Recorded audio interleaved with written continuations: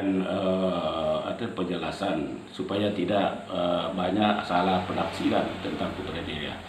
Awalnya itu memang tentang Putra Konawe Selatan. Awalnya kan kita konsep awalnya putra putri Konawe Selatan, putra daerah. Iya, tetapi setelah kita analisa, ya mungkin sebagai orang awam itu mungkin menilai bahwa putra daerah itu yang dimaksud adalah orang Tolaki, orang pribumi apa. Iya. Supaya tidak banyak terjemahan yang lain, maka kita sampaikan putra putri Konawe Selatan. Mereka yang berada di Kabupaten Konawe Selatan. Iya dia orang Tolaki, iya dia orang Bugis, orang Jawa, orang Bali, pokoknya semua suku yang ada di Indonesia.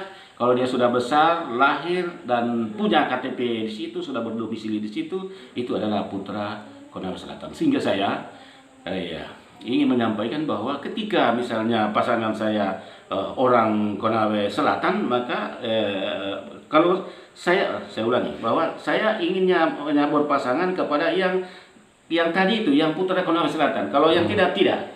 Iya, artinya bukan dia tidak masuk kategori itu, tidak. Iya, seperti itu. Iya, itu kategorinya yang putra putri Konawe Selatan yang dimaksudkan ya. Iya. Oke. Artinya pasangannya itu harus utuh. Iya, artinya calon bupatinya tadi kategori yang saya maksud, putra putri Konawe Selatan, dan pasangannya begitu, tidak belang-belang. Tidak belang-belang. Yang dia utuh 100%. Seperti itu. Itu keinginan saya sebagai pribadi. Iya, saya tidak tahu Pak Irham atau siapa putra Konawe Selatan itu, tapi saya Bayangga Haryanto yang putra Konawe Selatan sebagai pribadi begitu saya punya prinsip, dan itu yang saya inginkan. Kenapa harus seperti itu? Karena yang bisa membangun Konawe Selatan ini kan tidak mutlak warga Konawe Selatan. Ya, benar sekali itu. Tapi kan konsep pemekaran itu bahwa ingin Konawe Selatan misalnya mekar itu kan supaya salah satunya misalnya akses, kemudian akses pembangunan apa secara keseluruhan dia bisa lebih cepat, kemudian ingin supaya dia pimpin juga daerahnya sendiri. Kok juga kenyataan jadi mana-mana ini. Di Konawe juga yang pimpin kan orang Konawe. Ya, di Konawe Utara juga begitu, di Konawe Kepulauan itu di mana-mana juga begitu. Iya. Sehingga biasa orang-orang biasa bilang kenapa kok calon gubernur apa yang pernah menjabat gubernur, wakil gubernur di Sultra itu semuanya dari Konawe Selatan. Iya, Yakob Sinondai, ya Yusra Sinondai, ya Nurul Alam, ya yang polisi itu pas apalagi itu semuanya dari Konawe Selatan. Masa bupatinya bukan dari Konawe Selatan itu. Iya. Jadi kita tidak sedang mengatakan bahwa yang lain tidak membangun Konawe Selatan, tapi kita ingin coba dulu.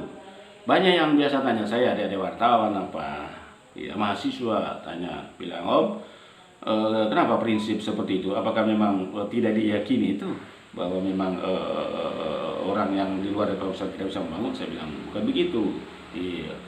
Tapi mana bisa ada dikatakan bahwa memang akan sama saja kalau orang Konawe Selatan sendiri dalam tanda kutip seperti yang sampaikan tadi itu untuk kesimpulan tentang putra putri Konawe Selatan itu dikatakan dia sukses atau tidak, kalau tidak pernah dia duduk. Jadi kasih kesempatan dulu supaya ada pembanding bahwa memang kalau misalnya putra Konawe Selatan sendiri yang menjadi bupati yang memimpin misalnya apa, ada pembandingnya ketika yang memimpin di luar dari Kabupaten Konawe Selatan. Saya mau mengatakan begini, jadi selama ini kan bukan putra putri Konawe Selatan. Iya, dalam kesimpulan yang saya sampaikan tadi. Iya. Nah, sekarang kasih kesempatan misalnya kami yang putra putri Konawe Selatan untuk minimal 1 periode supaya ada pembandingnya bahwa memang apakah lebih baik atau lebih buruk. Seperti itu. Itu yang saya maksud. Kenapa harus pasangan Irham Bayangga untuk ke Konawe Selatan ini? Kenapa harus Bapak yang menjadi wakil bupati dan bersama Pak Irham? Oh ya, saya kira kesimpulan akhirnya karena kita ingin sama-sama terus. Artinya terlanjur pasangan bahwa sampai selesai kalau 10 sampai 2 periode. Karena saya melihatnya secara pribadi bahwa pasangan bupatinya yang lebih muda daripada wakilnya itu lebih bijak, lebih bagus. Artinya usia beda 10 tahun itu lebih bagus. Artinya yang wakilnya itu yang sering misalnya kalau maksudnya wakilnya harus lebih tua seperti harus lebih tua, kalau saya harus lebih tua. Dan kondisi yang banyak kita lihat memang serasinya artinya mesrahnya sampai pada titik akhir dari suatu dekade 5 tahunan itu ketika pasangannya yang begitu. Ya, pasangannya yang begitu.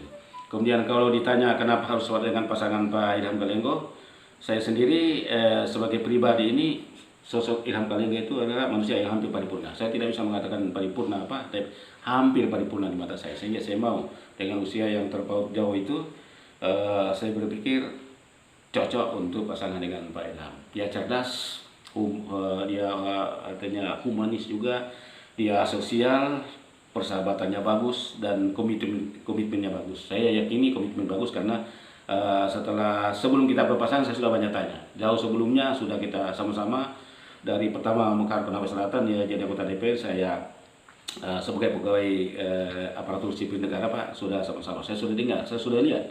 Apalagi lagi itu setelah saya jadi pejabat eselon 2, dia menjadi wakil ketua pada saat itu sampai dia jadi ketua, saya tahu.